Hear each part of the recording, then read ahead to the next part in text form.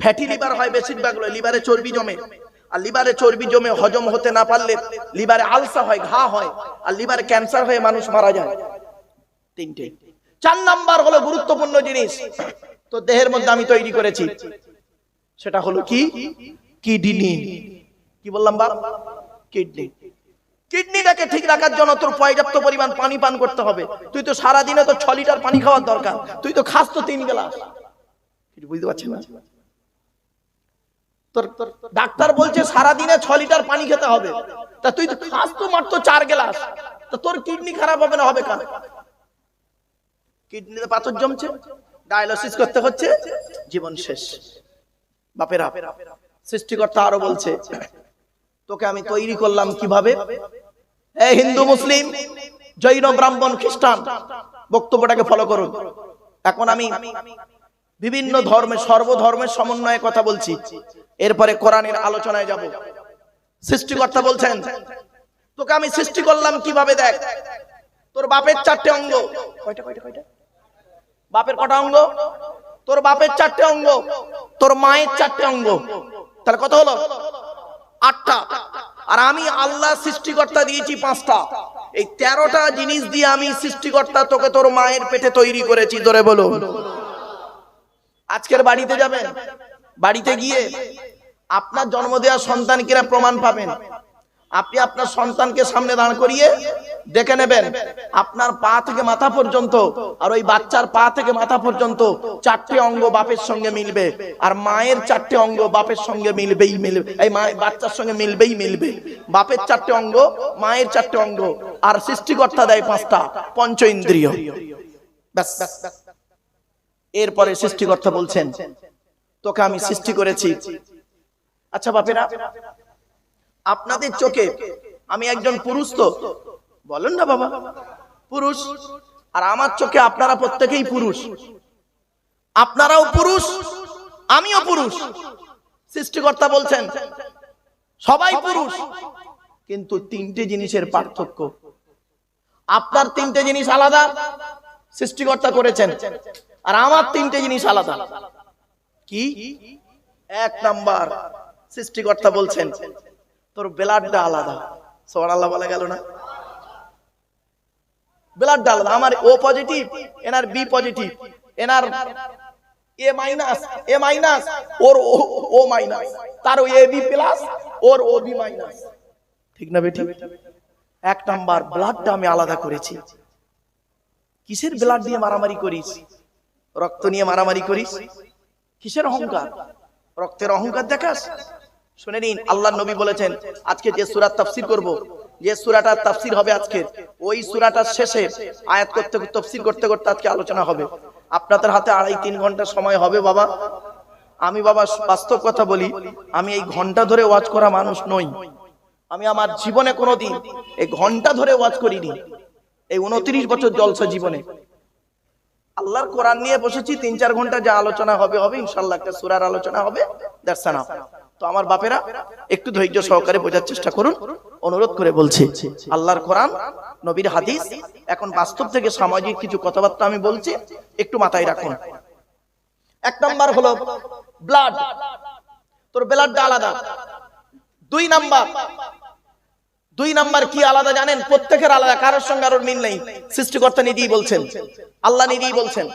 2 number কি আলাদা? আচ্ছা বাপেরা বলুন তো দেখি,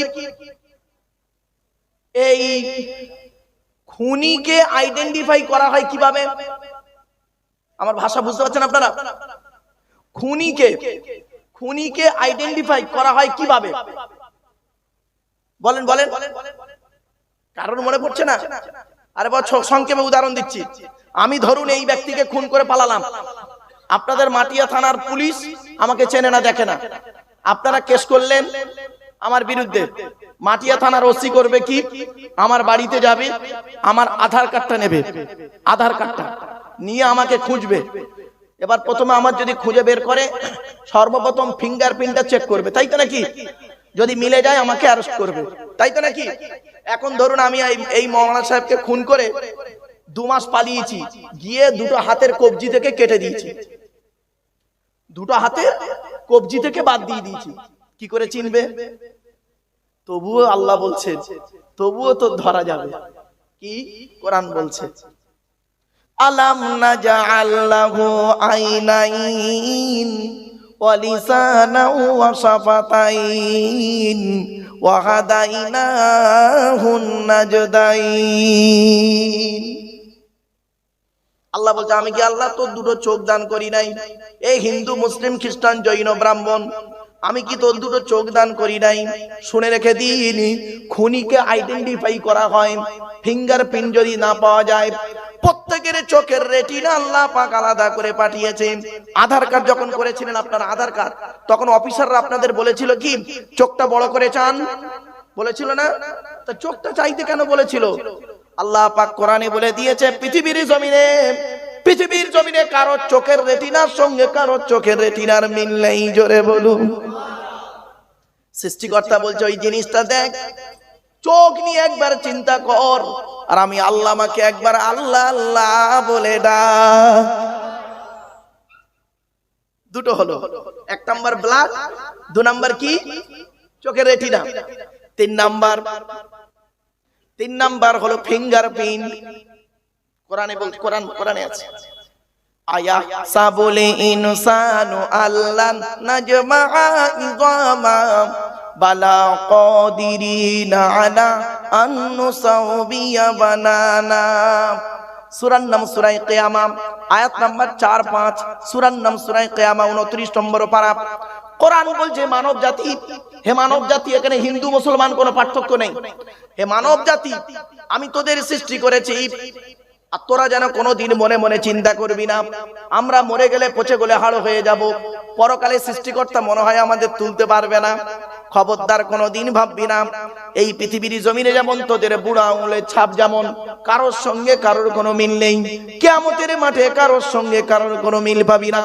কোরআনের এই আয়াতকে নিয়ে কে গবেষণা করলো? থাইল্যান্ডের চ্যাংম্যাং ইউনিভার্সিটি অ্যানাটমি বিভাগের প্রফেসর, বিখ্যাত পণ্ডিত বৈজ্ঞানিক, লোকটার নাম হলো তাথাগাত জেসান। উনি একজন খ্রিস্টান, হিন্দু নন, মুসলমান নন।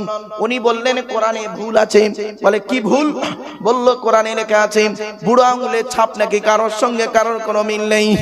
আমি কোরআনের ভুল বের করে শুনবো। উনি করলেন কি, 1000 মানুষের বুড়ো আঙুলের ছাপ নিলেন, 1 বছর ধরে গবেষণা করে দেখছেন কারোর সঙ্গে কারো মিল আছে। যখন কারোর সঙ্গে কারোর কোনো মিল পেলেন না, ল্যাবরেটরির ভিতরে দাঁড়িয়ে দাঁড়িয়ে ইসলামের কালেমা পড়ে মুসলমান হয়ে গেলেন। 3টে হলো।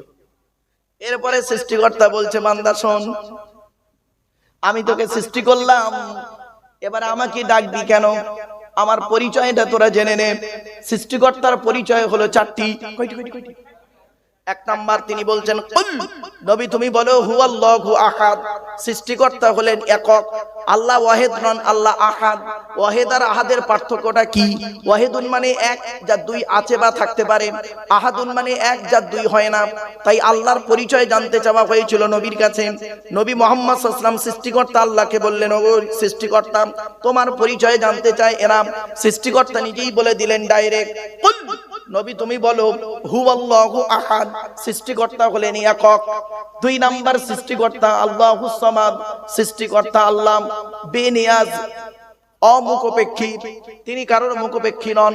3 নাম্বার তিনি বলছেন লাম ইয়ালিদ ওয়া লাম ইউলাদ। সৃষ্টিকর্তা কাউকে জন্ম দেয়নি, সৃষ্টিকর্তাকেও কেউ জন্ম দেয়নি। 4 নাম্বার হলো ওয়ালাম ইয়াকুল্লাহু কুফুয়ান আহাদ। সৃষ্টিকর্তার সমকক্ষ কেউই নেই, সৃষ্টিকর্তার সমকক্ষ কেউই নেই। অনুরোধ করে বলে যাচ্ছি, মনে রাখবেন সৃষ্টিকর্তা হলেন একক, এটা আপনার যেন মাথায় থাকে। এরপরে সৃষ্টিকর্তা নিজেই বলছে পৃথিবীর মানুষ শোন, এই পৃথিবীর জমিনে আমি যুগে যুগে মানুষকে সঠিক পথে চালনা করানোর জন্য একটা গাইড বুক পাঠিয়েছি, গাইডার পাঠিয়েছি। পৃথিবীতে মোট 104টা গাইড বুক পাঠিয়েছি। কত? 104টা গাইড বুক পাঠিয়েছি। তার মধ্যে 100টা হলো ছোট ছোট, আর 4টা হলো বড় বড়। 4টে বড় বড় কি কি? 1 নাম্বার ইহুদিদের হেদায়েতের জন্য মুসা বলে একজন নবীকে পাঠিয়েছিলাম, মুসা বলে নবীকে পাঠিয়েছি। তার সঙ্গে একটা গাইড বুক দিয়েছিলাম, গাইড বুকটার নাম হলো তাওরাত, যার খণ্ড হলো পারা হলো 1000। কত? 1000 পারা তাওরাত। সৃষ্টিকর্তা বলছেন মানুষকে সঠিক পথে চালনা করানোর জন্য আমি সৃষ্টিকর্তা করলাম কি, এই পৃথিবীতে আমি একটা নবী পাঠাল, রসুল পাঠালাম, নবী পাঠালাম, তার সঙ্গে একটা গাইড বুক পাঠালাম। গাইডার আর গাইড বুক দুটো দিয়েছি। গাইডারটার নাম হলো দাউদ নবী, গাইড বুকটার নাম হলো জবুর কেতাব, যেটা হলো 150 খণ্ড বা 150 পারা। কত কত এগুলো মাথায় রাখুন। 3 নাম্বার হলো পৃথিবীর মানুষকে সঠিক পথে চালনা করানোর জন্য আমি সৃষ্টিকর্তা করলাম কি, একটা গাইড বুক পাঠালাম, গাইডার পাঠালাম। গাইড বুকটার নাম হলো ইনজিল কেতাব, যার খণ্ড হলো 27 বা 27 পারা। আর গাইডারটার নাম হলো ঈসা নবী।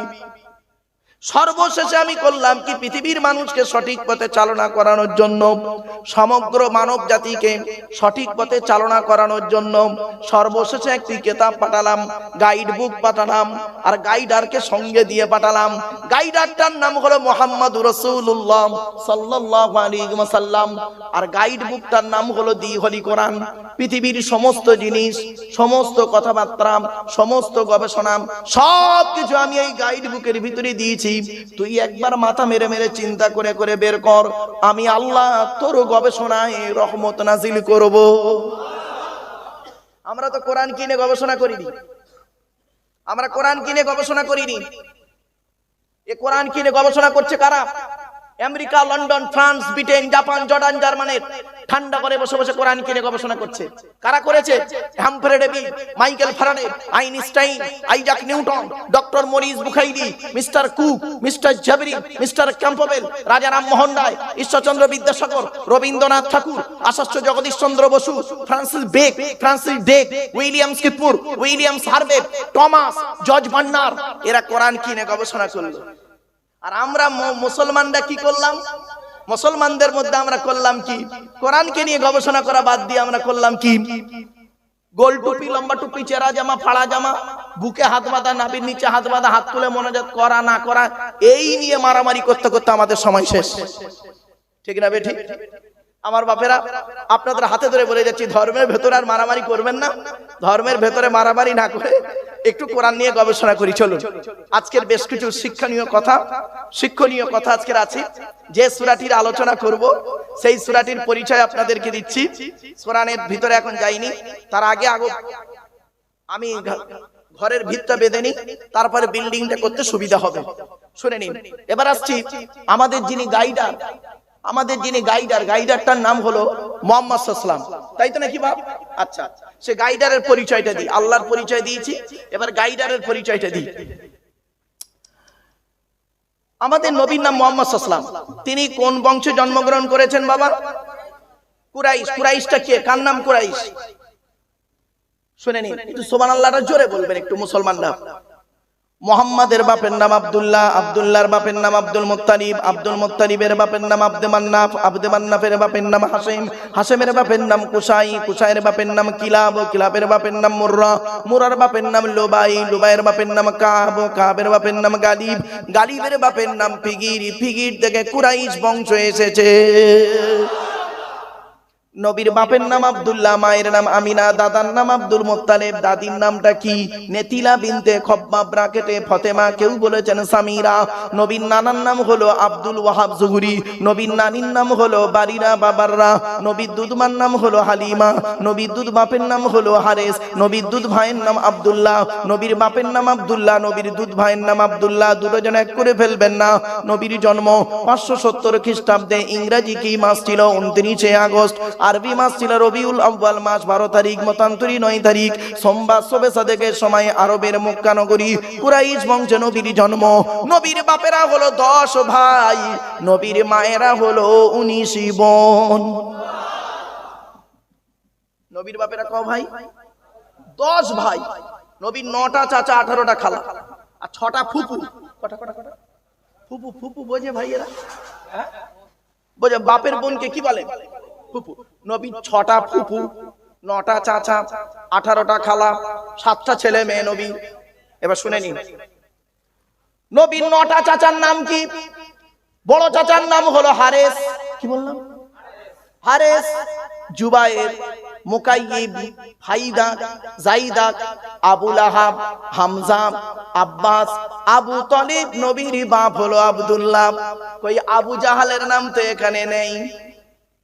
অনেক বক্তা ওয়াজ করে আবু জাহাল নাকি নবীর চাচা, বলে না? এই কত পিচ্চা মরিচা বলে, জানে না তাই বলে। রাগ করো না বাপ, আবু জাহাল নবীরই চাচা নয়। তাহলে আবু জাহালটা কে? ওর পরিচয়টা কি শুনে নিন। আবু জাহালের পরিচয়টা শুনে নিন। আবু মানে পিতা, জাহাল মানে মূর্খ, মূর্খের পিতা। আবু মানে পিতা, জাহাল মানে মূর্খ, মূর্খের পিতা। ওর অরিজিনাল নাম কি? আমের বিন হিসাম। আমের বিন হিসাম। ওর বাড়ি কোথায়? সিরিয়ায়। সিরিয়ায়। ওর বাপ কি করত? ওর বাপ ছিল একজন মেথর। মা কি করত? একজন চরিত্রহীনা নারী ছিল। কি দাঁড়ালো? যার বাড়ি হলো, যার নাম হলো আমের বিন হিসাম, যার বাড়ি হলো সিরিয়ায়, যার বাপ হলো মেথর, মা হলো চরিত্রহীনা নারী, নবী তার লানতের সার্টিফিকেট দিল মূর্খের পিতা।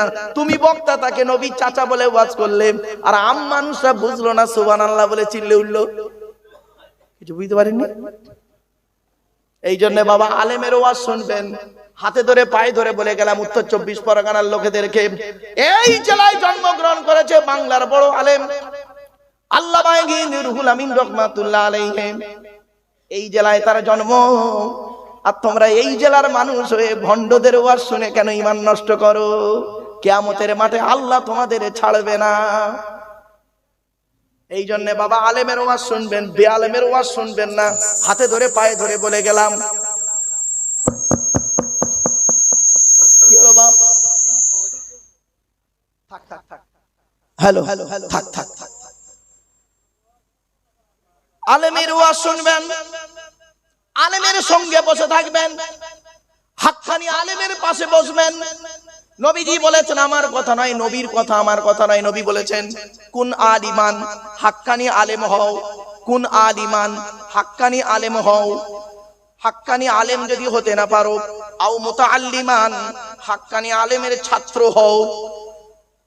হাক্কানি আলেম হতে পারোনি? ঠিক আছে ঠিক আছে। আও মুতাআল্লিমান, হাক্কানি আলেমের ছাত্র হও, তাও তুমি সুযোগ পাওনি। আও মুস্তামিআন, হাক্কানি আলেমরা যেটা বলে মনোযোগ সহকারে শ্রবণ করো, তাও যদি কপালে না জোটে। আও মুহিব্বান, হাক্কানি আলেমদেরকে অন্তর দিয়ে ভালোবাসো। ওয়ালা তাকুনু খামিসান ফাতুহলিকু, 5 নাম্বারটা হতে যেও না, তাহলে তুমি নরকবাসী হয়ে যাবে। দাদা হুজুর পীর কিবলা রহমাতুল্লাহ আলাইহি গেছিলেন একজন হাক্কানি আলেম। আল্লামা রুহুল আমিন রহমাতুল্লাহ আলাইহি ছিলেন একজন হাক্কানি আলেম। তা আপনি দাদা হুজুর হতে পারবেন না, আমি আপনি দাদা হুজুর হতে পারবো না, আমি আপনি আল্লামা রুহুল আমিন হতে পারবো না। ঠিক আছে, নবী বলেছেন হাক্কানি আলেম হও। হাক্কানি আলেম হতে না পারো যদি, হাক্কানি আলেমের ছাত্র হও। দাদা হুজুরকে চোখে দেখিনি, তার ছাত্র হতে পারিনি। আল্লামা হুজুরকে চোখে দেখিনি, তার ছাত্র হতে পারিনি। 2 নম্বরটাও কেটে গেল। আও মুস্তামিআন, নবী বলেছেন হাক্কানি আলেমরা যেটা বলে মনোযোগ সহকারে শ্রবণ করো। তাকে চোখে দেখিনি, তার ওয়াজ শুনিনি, কি করে তার কথা শুনবো বুঝবো? দাদা হুজুরকে চোখে দেখিনি, মুস্তামিআন কি করে আমল করব? মনোযোগ সহকারে শুনবো কি করে? তাহলে 3 নাম্বারটাও বাতিল হয়ে গেল। কিন্তু 4 নাম্বারটা তো হতে পারে। 4 নাম্বারটা গুরুত্বপূর্ণ। নবী বললেন আও মুহিব্বান, হাক্কানি আলেমদেরকে মহব্বত দিয়ে ভালোবাসো। দাদা হুজুরকে বলাকি আল্লামা রুহুল আমিন হুজুরকে অন্তর দিয়ে যদি ভালোবাসতে পারি, দুনিয়াতে শান্তি পাবো, আশা করি আখিরাতে লাভ হয়ে যাবে আমাদের। কি বুঝলেন? এখন যদি সেই হাক্কানি আলেমদের যদি কেউ গালি দেয়, হাক্কানি আলেমদের যদি কেউ গালি দেয়, তার অবস্থা কি হবে শুনে নিন। আল্লাহর নবীর স্ত্রী আম্মা জান আয়েশা বলছেন, লা তাসুব্বুল আমওয়াতা, তোমরা মৃত ব্যক্তিদের কোনোদিন গালি দিতে যেও না। মৃত ব্যক্তিদের খবরদার জীবনে কোনোদিন গালি দিতে যেও না। তারা যা করেছে তার জবাব আল্লাহর কাছে তারা দেবে। তুমি তাদের গালি দিয়ে ঈমানটাকে নষ্ট করে তোমার লাভ হবে না। বাবাজি, খালি বসে বসে ফতোয়া দিলে হবে না মূর্খের মতো, যাকে তাকে কাফের বলে দেবেন। এই তুমি যাকে কাফের বলছো, সত্যিকারের যদি সে কাফের না হয়, বললেওয়ালা নিজে কাফের। বললেওয়ালা নিজে কাফের। তুমি যাকে কাফের বলছো সে সত্যিকারের যদি কাফের না হয়, তুমি যাকে বেঈমান বলছো সে যদি সত্যিকারের বেঈমান না হয়, তুমি বললেওয়ালা নিজে বেঈমান। এত সহজ বাবা? স্টেজে উঠে কিছু বলে দেওয়ার নাম বক্তা? এত সহজ জিনিস নয়। এত সহজ জিনিস নয়। আল্লামা শব্দটা কোথায় ব্যবহার করতে হয় জানেন? শুনে নিন। যাকে তাকে আল্লামা বলবেন না। আপনারা তো মূর্খের মতো বলে ফেলেন নামের আগে আল্লামা লিখে দেন ফাটাক করে। যারা কোনো আলেম যদি এখানে থাকে, হাক্কানি আলেম, যোগ্য আলেম, বুঝতে পারছে আমার কথা। ইলিম, ইলিম, আলাম, আলাম, আলিম, আলিম, আল্লামা, আলাম। কটা শব্দ হলো? কটা? 7টা শব্দ বললাম। আবার বলছি শুনে নিন। ইলিম, আলাম, আলাম, আলিম, আলিম, আল্লামা, আলাম। 7 রকম শব্দ বললাম। ইলিম মানে জ্ঞান, আলাম মানে পতাকা, পতাকা, পতাকা, চিহ্ন, আলাম মানে পৃথিবী, জগৎ। আলহামদুলিল্লাহ রাব্বিল আলামিন নয়, আলামিন। আইনে খালা জবর আছে, কোরআন শরীফ সহি করে পড়তে পারে না। এবার আসছি আলিম, ইসমে ফাইল, ইসমে ফাইল জ্ঞানী। আলিম সিফাতে মুসাব্বা। এরপরে হলো আল্লামা, অধিক জ্ঞানী। অধিক জ্ঞানীকে বলা হয় আল্লামা। নিজের আরবিতে নাম লিখতে পারে না, আরবিতে নাম লিখতে বললেও নিজের ঠিকানা লিখতে পারবে না আরবিতে, ওর নামের আগে আল্লামা দিয়ে দিলে বাড়িতে ওই মাঠে দেখা হবে আপনাদের সঙ্গে আমার। এই উত্তর 24 পরগনার লোক, ওই মাঠে দেখা হবে যে মাঠে কোরআন বলছে ইয়াউমা ইয়াজমাউকুম লিয়াউমিল জামঈ যালিকা ইয়াউমুত তাগাবুন। ওই হারজিতের মাঠে দেখা হবে যে মাঠে বাপ তার ছেলের কোনো উপকার করতে পারবে না, বেটা তার বাপের উপকার করতে পারবে না, স্বামী তার স্ত্রীর উপকার করতে পারবে না। ওই মাঠে দেখা হবে। বাবা যাকে তাকে আল্লামা শব্দটা লাগাইও না। আল্লামা লাগাতে গেলে তার কিছু নিয়ম পদ্ধতি আছে, মূর্খ মানুষগুলো বোঝে না, তাই আল্লামা লাগিয়ে দেয় যার তার নামের আগে। সর্বশেষ শব্দ হলো আলাম। আলাম ইসমে তাফজিল, ইসমে তাফজিল, সর্বাধিক জ্ঞানী। একমাত্র আল্লাহই হলো সর্বাধিক জ্ঞানী। ঠিক না বেঠিক বাবা? এর কোনো মাথায় রাখুন বাপেরা। এবারে আসছি বিশ্বনবী মুহাম্মদ সাল্লাল্লাহু আলাইহি ওয়াসাল্লামের চা বাপেরা ক ভাই বললাম বাবা? বাপেরা 10 ভাই। কটা চাচা? 9টা চাচা। এটা মাথায় রাখবেন। নবীর 9টা চাচা, 6টা ফুফু, 18টা খালা। আর নবী ছেলে মেয়ে হলো 7টা। কটা বাপ? 7টা। 3টে পুত্র সন্তান, 4টে কন্যা সন্তান। 3টে পুত্র সন্তান কে কে? নবীর বড় ছেলের নাম হলো কাসেম। কি বললাম বাপেরা? কাসেম। এই যে নবীর একটা নাম হলো আবুল কাসেম। আবু মানে পিতা, আর কাসেম হচ্ছে বড় ছেলের নাম। আমরা বাপের নাম ধরে ডাকি তার বড় ছেলের নাম ধরে, ঠিক না বেটি? ধরুন বা আমরা ছেলের নাম হলো খয়রুল, খয়রুলের বাপ বলে ডাকি, তাই না? লোকটার নাম না বলে খয়রুলের বাপ বলি। তো নবীজিকে বলা হতো আবুল কাসেম, মানে কাসেমের বাপ। নবীর বড় ছেলের নাম ছিল কাসেম। এবার একটা প্রশ্ন করছি, বাপের যদি 4টে ছেলে হয়, বাপের পরেই কোন ছেলের স্থান? জোরে বলুন। কোথায় পেলেন? এই করে বলে দিচ্ছি, শুনে নিন, এসব শিখে যান। ইব্রাহিম বলে একজন নবী ছিল, নাম শুনেছেন বাবা? আচ্ছা, ইব্রাহিম নবীর 2টো স্ত্রী। বড় স্ত্রীর নাম ছিল সারা, ছোট স্ত্রীর নাম ছিল হাজেরা। ছোট স্ত্রীর ছেলে হয়েছিল একটা, নাম হলো তার ইসমাইল নবী। হাজেরার ছেলে ইসমাইল। আর ইসমাইলের 14 বছর পরে, কত বছর? 14 বছর পরে বড় স্ত্রীর বাচ্চা হয়। তার একটা নবী হয়েছিল, নাম হলো ইসাক নবী। তাহলে বাপের বড় ছেলে কে হলো? ইসমাইল। ইব্রাহিম হচ্ছে বাপ, ইসমাইল হলো বড় ছেলে, আর ছোট ছেলে হলো ইসহাক। তাই তো? কোরআনে যেখানেই পড়বেন, কোরআন শরীফ যারা পড়েন বাপেরা, কোরআন পড়তে গেলে সমস্ত জায়গায় লেখা আছে, যেখানে ইব্রাহিম নবীর কথা সেখানে লেখা আছে, শুনে নিন, ওয়া ইব্রাহিমা ওয়া ইসমাঈলা ওয়া ইসহাকা। প্রথমে ইব্রাহিমের নাম বাপ, তারপরে ইসমাইল, তারপরে ইসহাক।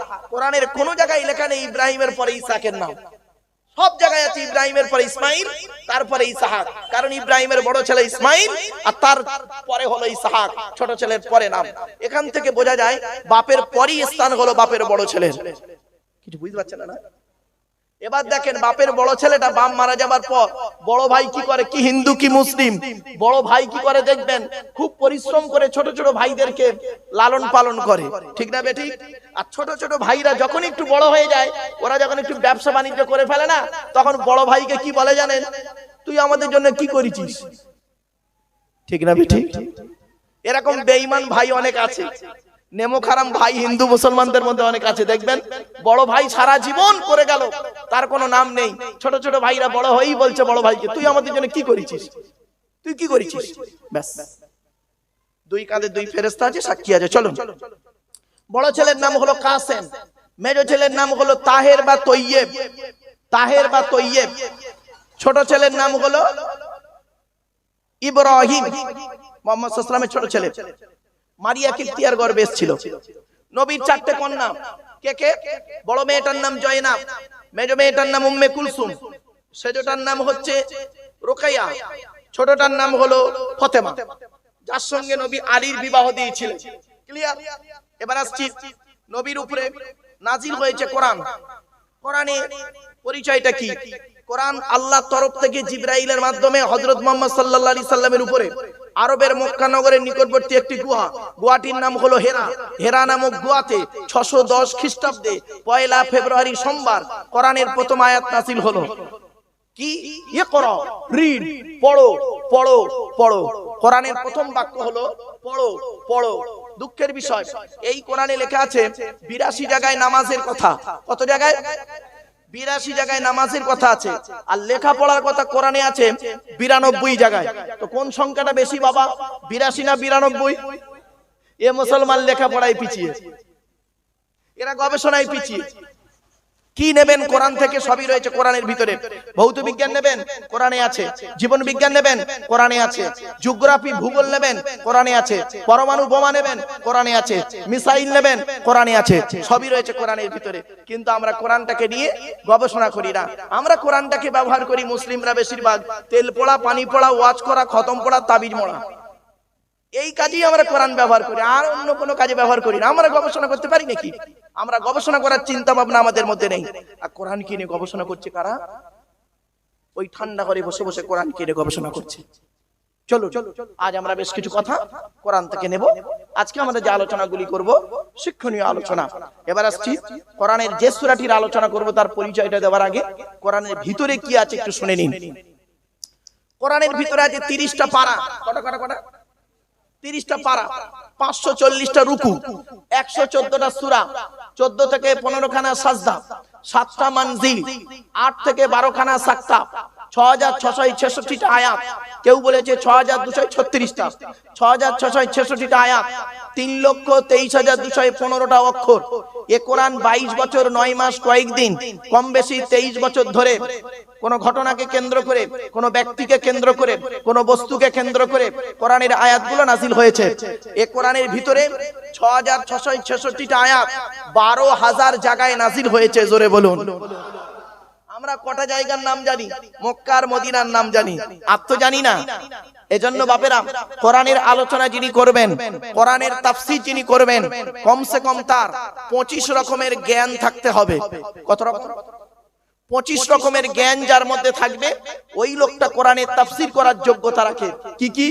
ইলমুন নাহু, ইলমুস সরফ, ইলমুল বালাগাত, ইলমুল বায়ান, ইলমুল বাদি, ইলমুল ইমলা, ইলমুল ইশতিকাক, উসুল, উসুলের সমস্ত দিক, হাকিকি, মাজাজি, ইবারাতুন নাস, ইশারাতুন নাস, দালালাতুন নাস, ইক্তিজামুন নাস, আম, খাস, মুতলাক, মুকাইয়াদ, সারি, কেনায়া।